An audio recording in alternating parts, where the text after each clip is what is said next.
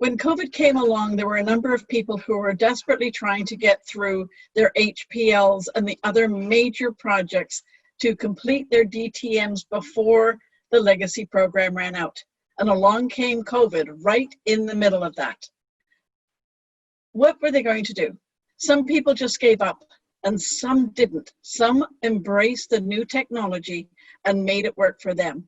What we're going to do this morning is we're going to actually have 3 panelists now, because I found a way that Janice's project fit with this panel discussion as well.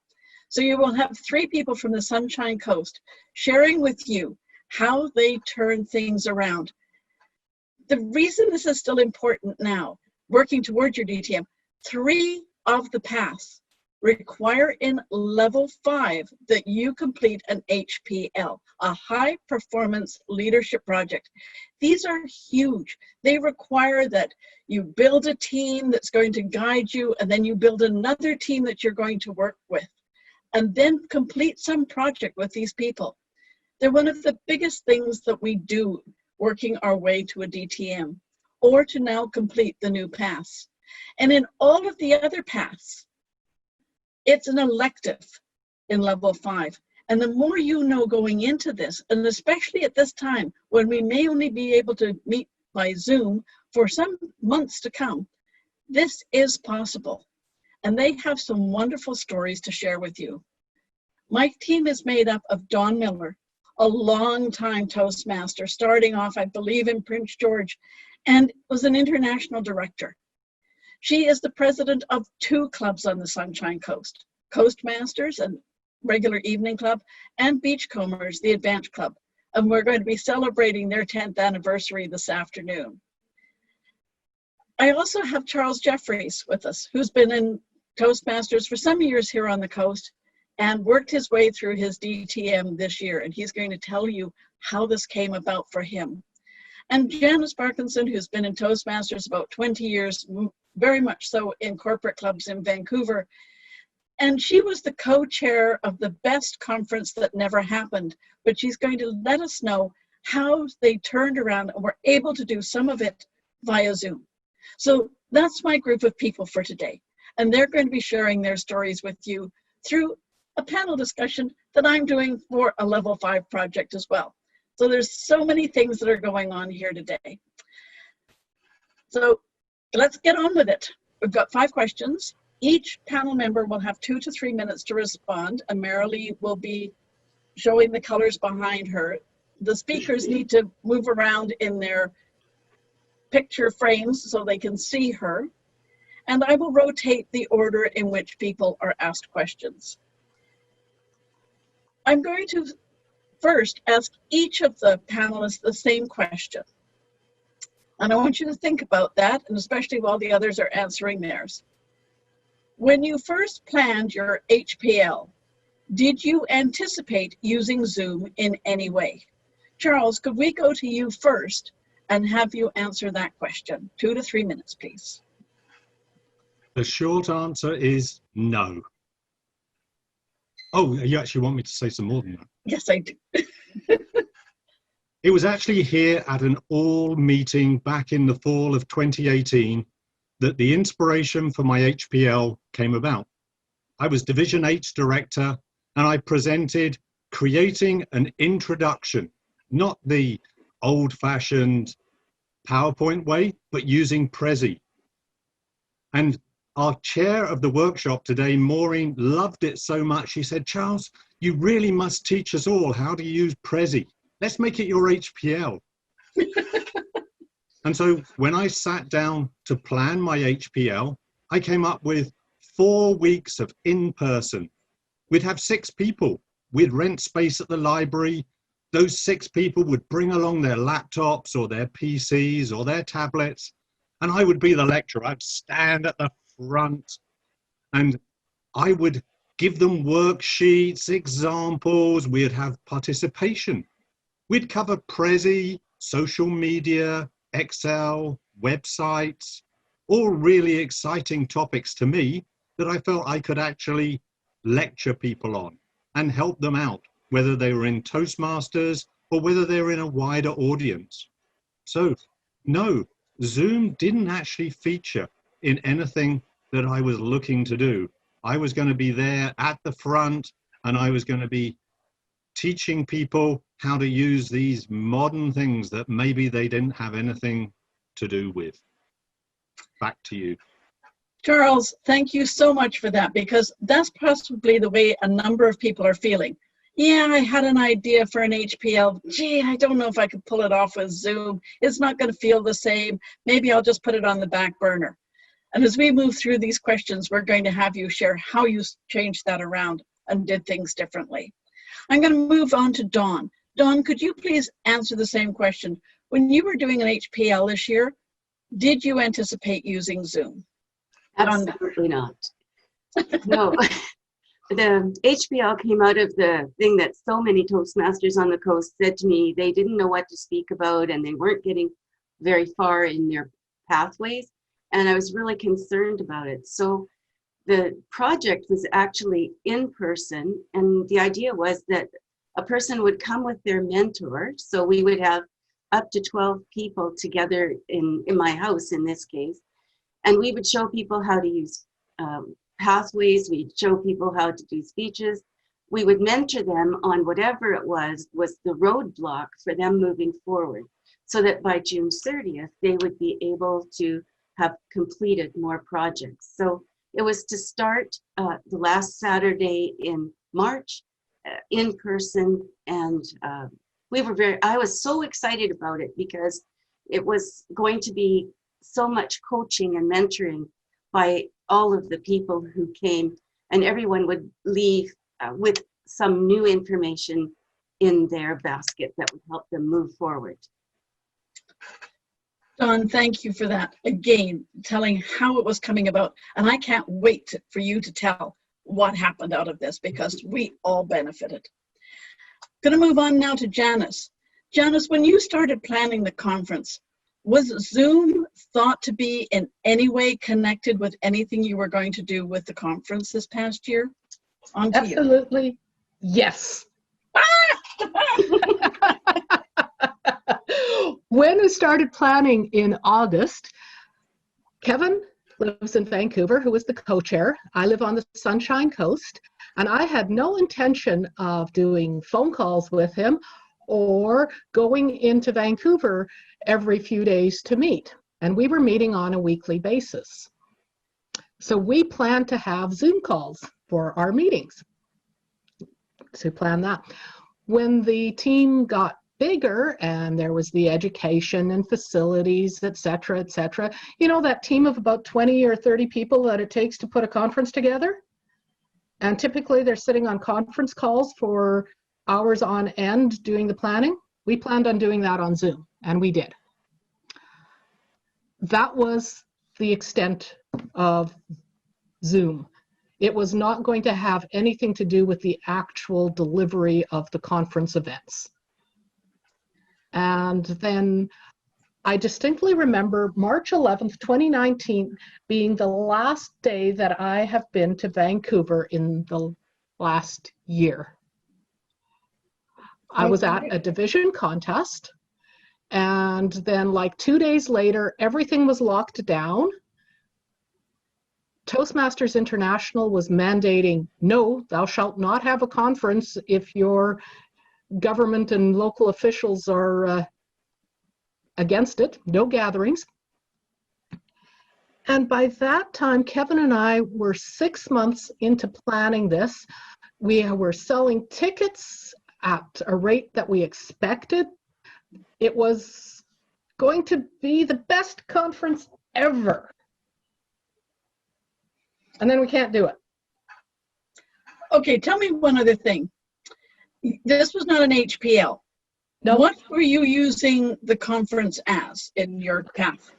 No, this was not an HPL. I was one of those fortunate people who actually did their HPL for their DTM a little early.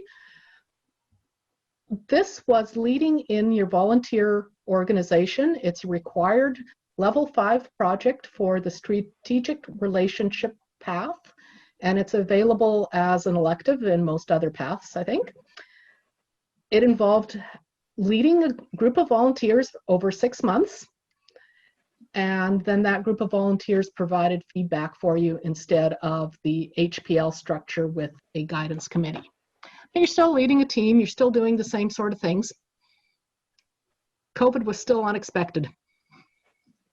Okay, well, Janice, thank you for sharing that, because this also shows people that if their required project is something else that's a large project in level 5, they will be able to find a way to do it on Zoom if they're as creative as you and your team were.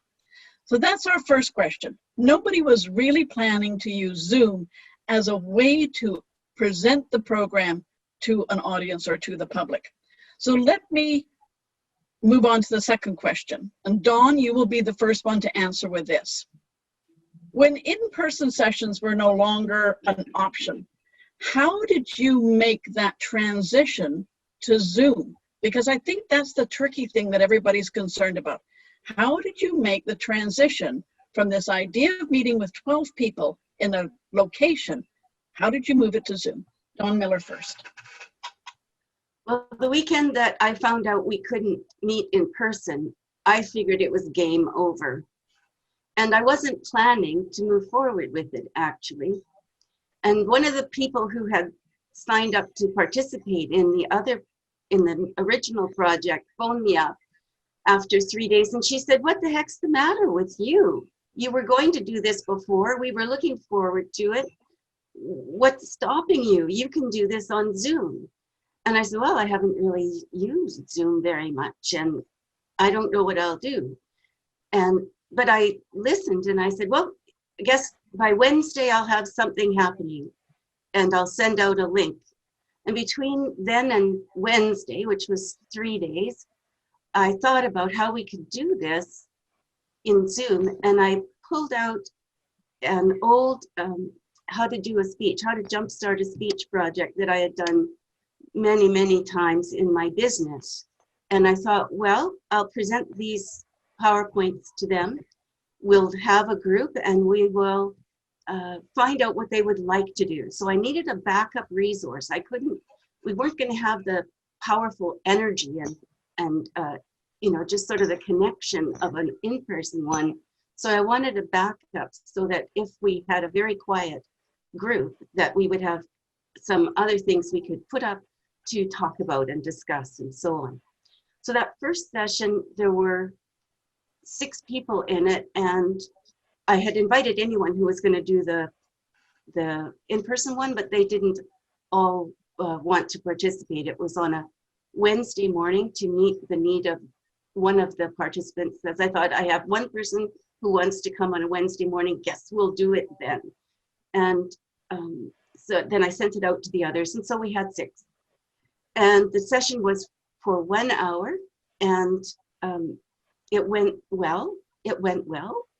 And they said at the end, I asked for feedback, and they said it has to be longer. And I said, really? How much longer do you think it should be? And they said, well, we should do about 3 hours with a break in between. So let's do this sort of lecture part for 1 hour, and we'll go away and work on the speech that you were, giving some advice on. And then after that, we'll come back and talk about what we've done. And so something that was going to be an hour turned into 3 hours on Wednesday mornings, with more of a content input than I had originally intended. Wow. Well, thank you for sharing that, because that really changed from what you had planned initially to something that you could do differently now that you were using Zoom. Okay, well, we're coming back to the success of this after we all get this question. So Janice, how did you make the transition? I mean, the conference was canceled, but yet you did something. What is it you did that used Zoom? That is a really good question, Maureen, and I have been thinking about what it is that we did other than just refusing to quit. I don't really recall a decisive moment where we said, okay, we're going to transition all of our education sessions over to Zoom webinars, and we'll cancel the speakers, and we'll cancel this, cancel that, and continue with this. I know we Kevin and I did talk about it, and we went, some things are too hard. Some things should transition fairly easily, like workshops. And we just said, this is how it's going to be, and this is what we did. And how did you get that information out to the people who were going to be involved in who were signing up, or all of us in District 96? How did you get the word out and get us involved? Well, everyone was, you're making me think back to like March and April, more than a year ago. 6 months. 6 months. It seems like a year that we've been closeted in here in this house. So I think we had the advantage of Eventbrite already being set up for our conference tickets, so that we can just transition all of those registrants and say, hey, we're coming through. We're going to be doing this online.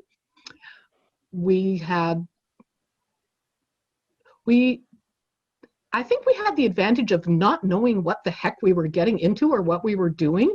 We just didn't want to give up all of the speakers that we'd collected for workshops and all of the people who had signed up, some like the summer before. We wanted to deliver something.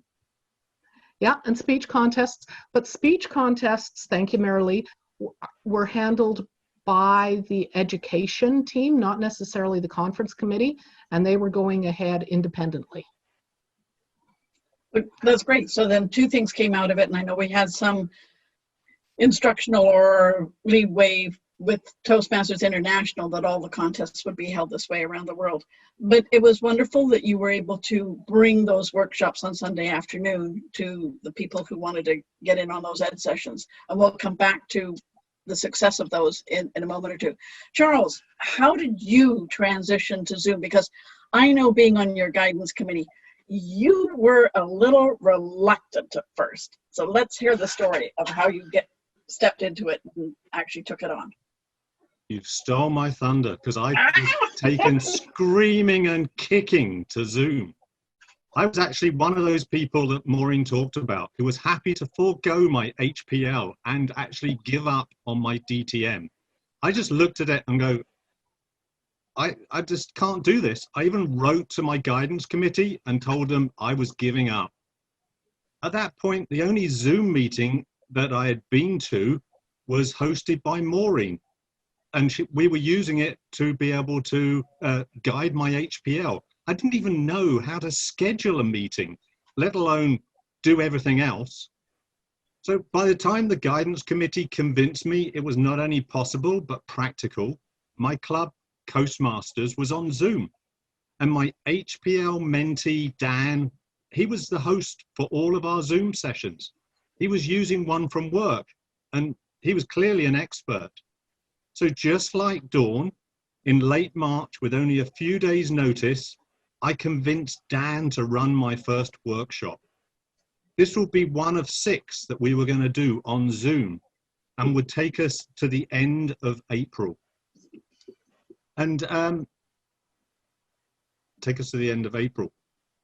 And so I thought, well, I need a catchy title, because Dawn had actually said at one of her HPL workshops, you need a catchy title. So I called it Zoom with Us. And the first session was going to be Zoom with Dan. And so with the guidance committee, we had a Zoom meeting to work out what our topic and our contents were going to be. I even produced a Zoom handout with all the shortcuts.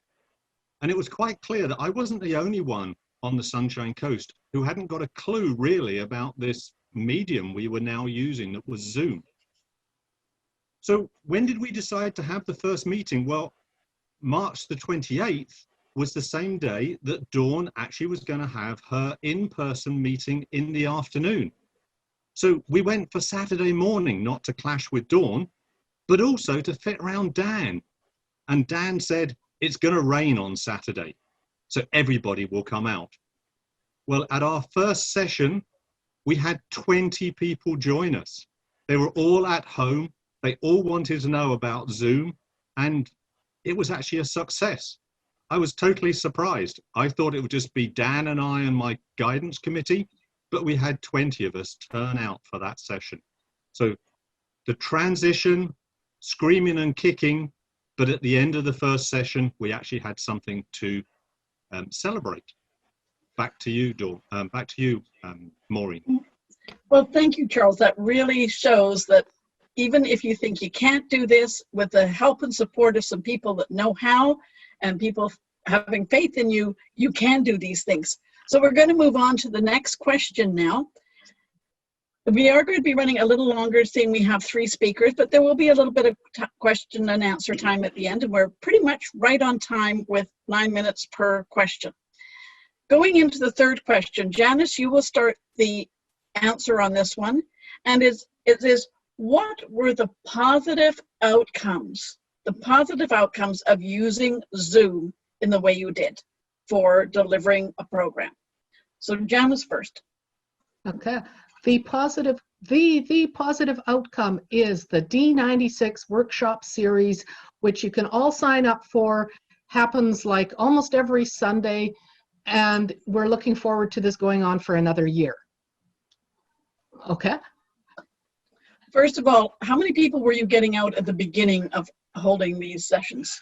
In April 29, when we first started the signed up education people from the conference, we were getting about 70 people registered and about 50 people showing up for the education workshop. And we went, wow, this is terrific. We were hoping to get like 2 people and go, yes, we succeeded. But this is actually way more than would have been able to attend the workshop in person. And everybody got to attend for free. So that was an additional bonus. I think the outcome that I wanted when we started this for the conference was the workshops to continue within District 96 and be something that's available to all 2,000 of our members. And we are now getting people from around the world coming in as well. Wow, how many are you averaging now on these Sunday workshops? See, that's where the difficulties come in. We're getting Zoom fatigue. And we're probably down to about 20 people attending. Okay, so it started off with Sunday Zoom together and come sign up for a workshop. But let's just recap there. So you started this off to do about 6 or 8 Sunday sessions, and now how long is it? How long has it been going now? Since about April 1st, 2019. So it's now 18 months. No, 8 months. April, May, June, July. Yeah, so 5, 4. So instead of 10 to 12, about it's been going 20. on forever. So it's become much more than what you had initially planned, and other people are now coming in and doing workshops that weren't necessarily the ones from the conference. So it's grown. It's grown into something. It is growing. Bigger. And I have to admit, that was my ulterior motive. Okay. Oh, nice. All right. We'll move on then and find out the positive outcome from Charles this time. Thank you very much, Maureen. Well, we reached a different audience. My original HPL just had 6, but with Zoom with us, we reached 26 people. On average, we had 14 attendees. All bar 2 of those were actually Toastmasters, and we had people from off the coast attending our sessions. It was definitely positive when people attended. If I'd run my in-person sessions and only 1 or 2 out of the 6 people didn't join us, that would have been negative. So it was great to actually have people come along, which is the positive part of running, I think, on Zoom. The topics that we covered, remember I was going to do Prezi, Excel, websites and social media. Well, the topics we covered were gardening in Uganda, teaching your grandmother computing, coping with COVID, marketing. We actually did 3 marketing presentations. Prezi, Neurographica, woods bathing when the lecturer went, or the presenter went out into the woods with her cell phone, and everybody else was to be outside. And so many more different topics that 6 sessions ended up being 14 sessions. Now, the attendees, just like with Dawn's, they helped to mold the sessions. They chose topics. They offered topics. They volunteered to do sessions, to run the sessions themselves, and actually volunteering their friends to present. And they all agreed to extensions to times. So if we were running late, nobody else seemed to want to go anywhere. They were quite happy to continue. It also allowed the presenters to try a different medium, that they were presenting on a topic that they were passionate about, but they didn't actually want to do that. Well, they would never had that opportunity. And doing it on Zoom, they could do it in the usual Toastmaster supportive way. And just like Janice's sessions, it actually provide a level of normality during difficult times. People looked forward to the Zoom with Us sessions on a Saturday morning. Back to you, Maureen. Well, thank you, Charles. So you did actually get the sessions you were going to deliver. You did Prezi, because I know I was there and saw that, and there was some of the other ones that you did. And then it just sort of merged into other people suggesting other topics. Is that correct? That's the way it worked. I actually only did one on Prezi. It was actually attendees said, well, why can't I can do one. I can sign up and do one on marketing. So we had a lady do a marketing session on inventing a new mousetrap. Everybody loved her session. They asked her to do another one, and then another one. So she did 3 sessions, and it was all bar one of the presenters were actually Toastmasters. Okay, well, thank you very, very much for that. And I'll move on. I think Dawn is the only one who hasn't answered this. What were the positive outcomes for your program, Dawn? The positive outcomes were that the group really became cohesive, and the 6 people felt that we could have more people join us. And so 2 other people were added after the first 2 or 3 sessions.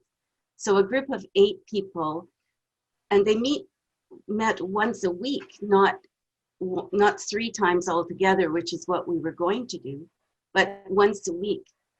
So that they met once a week until the end of June. And they all did complete more projects than they intended to.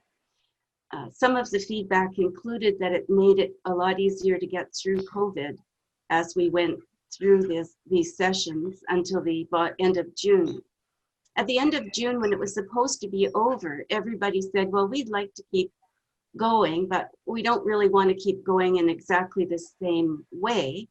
So we transformed it into a success team where they could work on any project. It could be Toastmasters or anything else, a lot like a Mastermind Alliance. And that group is continuing to meet every Wednesday morning, only an hour to an hour and a half now, no more 3-hour sessions. But at the end of June, one of our members organized the finish line celebration. And so we actually socially distanced and had a celebration inside, including a ribbon that we had to run through to show that we'd reached the finish line. And it was a wonderful celebration. We had such a good time, and it was taped so that everybody could see it and share it with their friends and family. So there was a lot of positives that were not anticipated from the original version of the project. Dawn, thank you for that. But there was a positive that came about for all of the clubs out of this. What I need to tell everybody is each of the times that the people in that group were speaking on Zoom with their own home club, Dawn and the rest of the group would come in on that session and build the audience and the support for the person out of their group who was speaking, and also filled up our room on Zoom for the meetings. And I thank you for that, because I think that support really boosted the people in the program, and the rest of us were wishing that we'd been in on it. So that was a fabulous, fabulous support program you had there. and I know that they are still meeting and still enjoying it. Here's our next question, and we'll start with Charles this time. Did you encounter any difficulties moving to Zoom? Is there anything that we should share with people that could be a difficulty? So Charles, you first. There was a few that come to mind. The first is working within a time frame that you set. I think when you do in-person sessions, people they're looking at their clocks, they're thinking, oh, this needs to finish at 12 o'clock because I'm going to go somewhere. But when you do the Zoom sessions, they can quite easily keep extending, particularly if you're not on a free version of Zoom. The others was setting up and helping people who maybe weren't confident in actually using Zoom. So I arranged practice sessions. We had one lady who wanted to have the camera mounted above her desk so it would actually look down.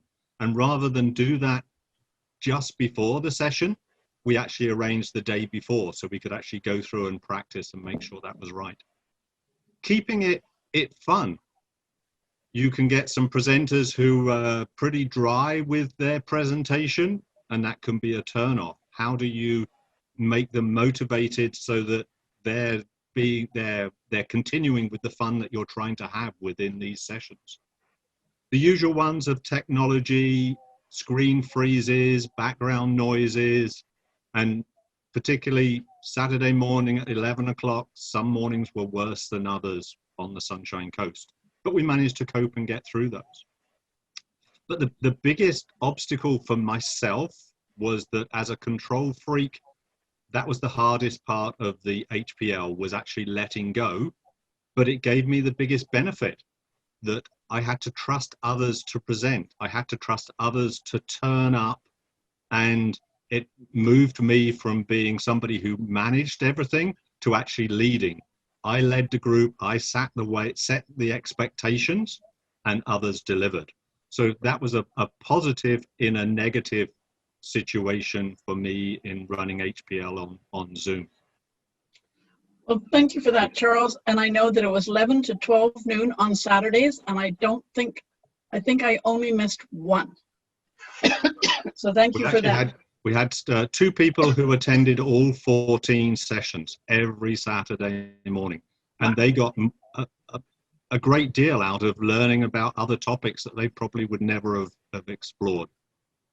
Well, thank you. And I know a number of those people used the 1 hour workshop that they did as part of Toastmasters Pathways level. So it was a win-win for everybody. Dawn, on you, any other difficulties other than what Charles has mentioned, difficulties that you ran into in switching to Zoom? I don't recall anything other than technical difficulties or people having trouble with their computers and things like that. It was pretty straightforward in terms of the problems we had. And did that ease up as people became more familiar? Did you have fewer and fewer of those difficulties, or did it continue for some? I think we had in some ways more, because people were doing things like showing videos they had made on Zoom, and so making sure they could connect the videos smoothly, or they were using PowerPoint.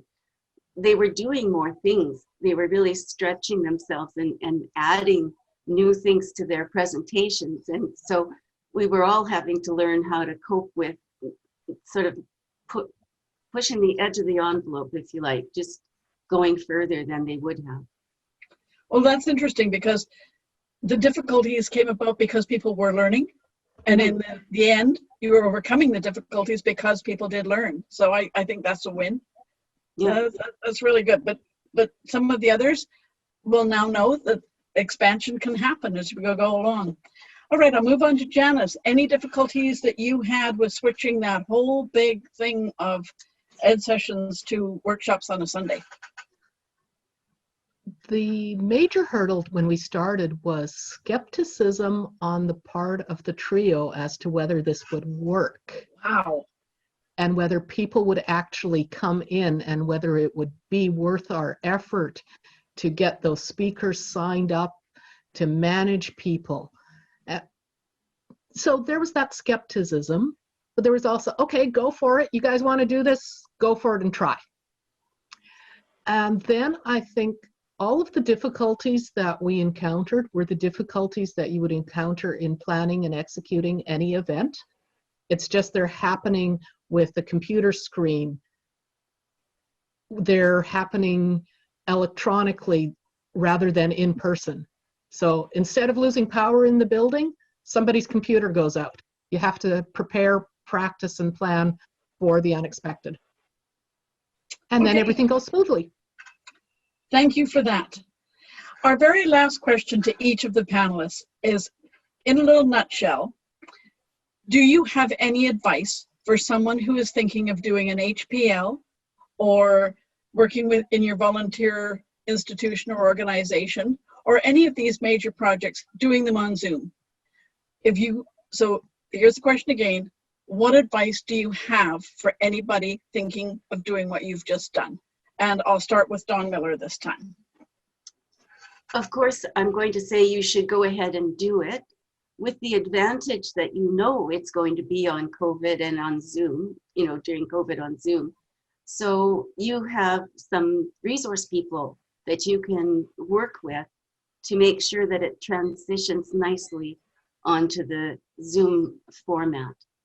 I would say go for it. Don't let anything get in your way of achieving this project that you want to achieve as you move forward in your pathway. It's very exciting, and it gives you reach beyond what you would have had otherwise. So definitely go for it. Thank you, Dawn.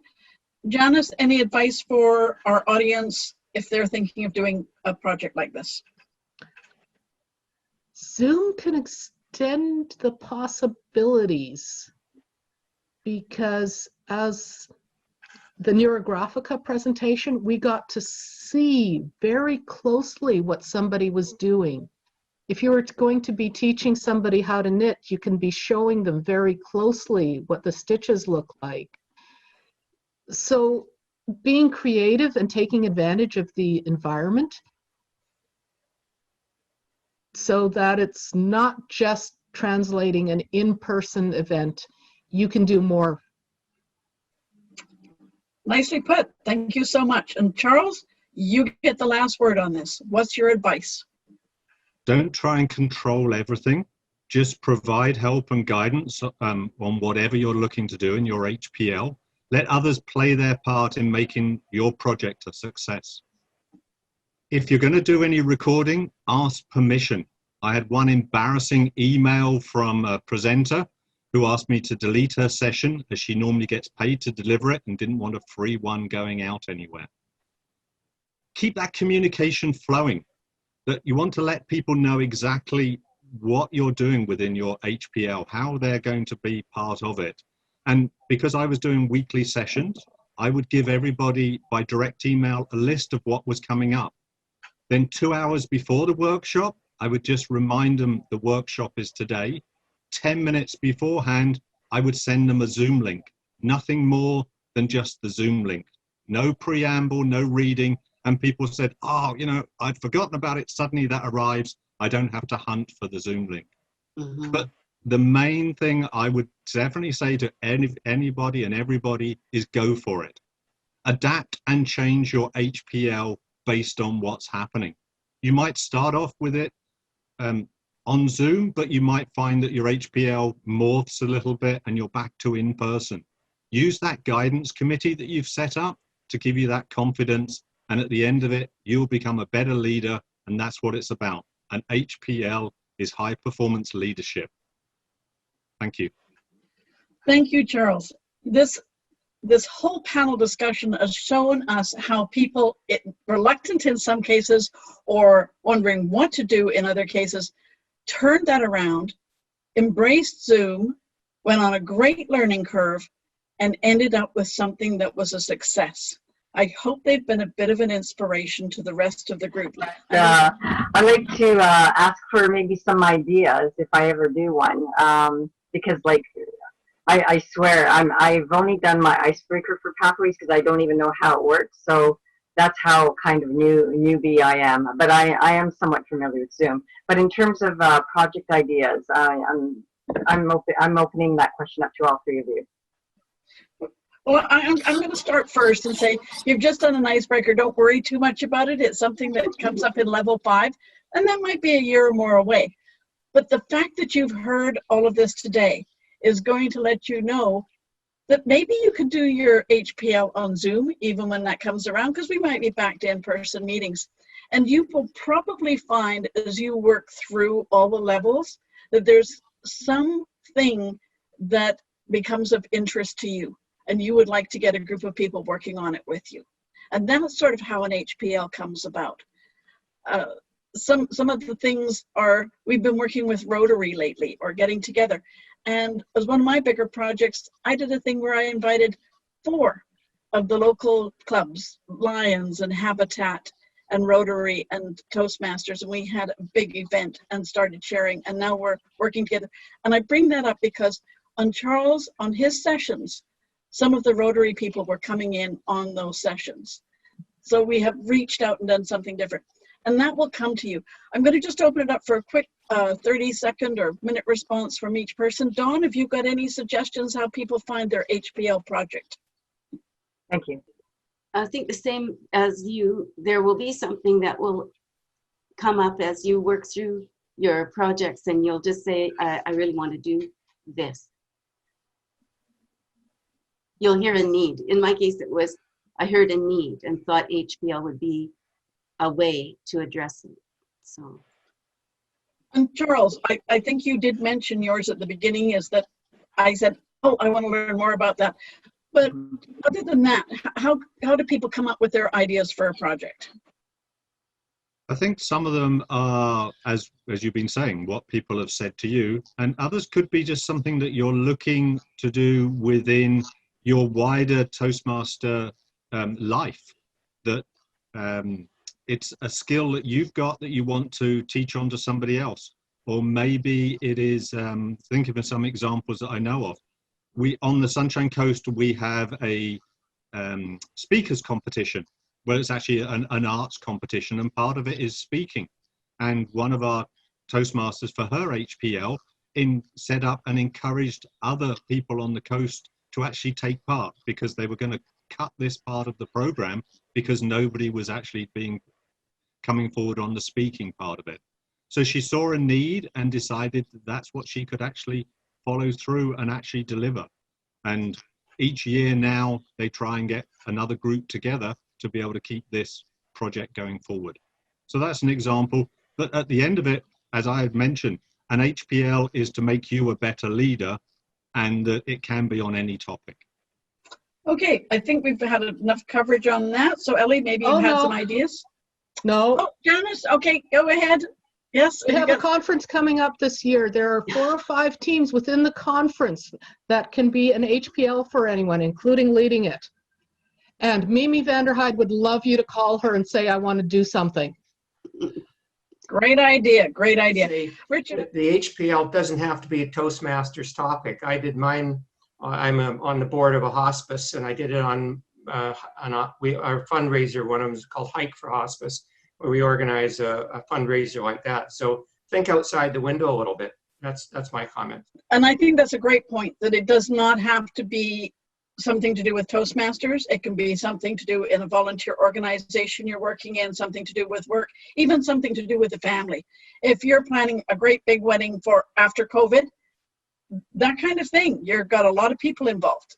You can look at these from many, many ways. What you're doing is you've got a guidance team, and you've got a team of people that are working with you to plan or do the event, or whatever the project is. You know, what would be the first step? Maybe, yeah, explain what the first step is while you're developing your project and your scope statement for an HPL might be. I think he just did it. And then go and find the 3 or 4 people who will be on your guidance committee to help you go further. Charles, your advice, and unmute. As Janice has said earlier, that her and Kevin were planning everything. The great advantage of using Zoom for your HPL is your guidance committee doesn't have to be from your club. They can be people who from anywhere within a wider community. So once you've got that idea of, then pull together a group who are actually going to be supportive in what you're looking at. Thank you, Charles. And Dawn, any words of wisdom? I like that if you follow the instructions in the project, it will help you move forward. But you've got the first part, which is the idea. And the second part, I've learned from Janice, pick some people that you really enjoy working with, no matter where they are in the district, people that you feel have something really worthwhile to add to your idea and knowledge, and invite them to be on your guidance committee, because this is a great opportunity to work with people that you would like to get to know better, work with more. And so that's an idea. Thank you, Dawn. And I'll just end on that item. The tutorials are there. And the beautiful thing about Pathways now is that they have opened up everything. Even if you're working in Icebreaker in level 1, you can open level 5 and look at the electives. You can go in and check things out. So my suggestion to you, Ray, is next time you're sitting down in front of that computer, you open up Pathways, you go to level 5. If it isn't, the HPL isn't a requirement, it's in electives. Go there, have a look at the tutorial, see what the assignment is. 20 minutes of reading and you'll have a much greater idea. And so that's for everyone. If you want to see what it's all about, it sounds scary at first, but once you get your guidance committee together of 2 or 3 people that are going to support you and help you, it's amazing what happens as you move forward. So thank you for being here with us this morning. Thank you for sharing all that you have shared for my panelists, because I'm sure this has helped some of the people in this group know a lot more about an HPL, and particularly in doing it on Zoom. You have tuned into and are viewing the District 96 Toastmasters YouTube channel. Please like this video and subscribe to our channel.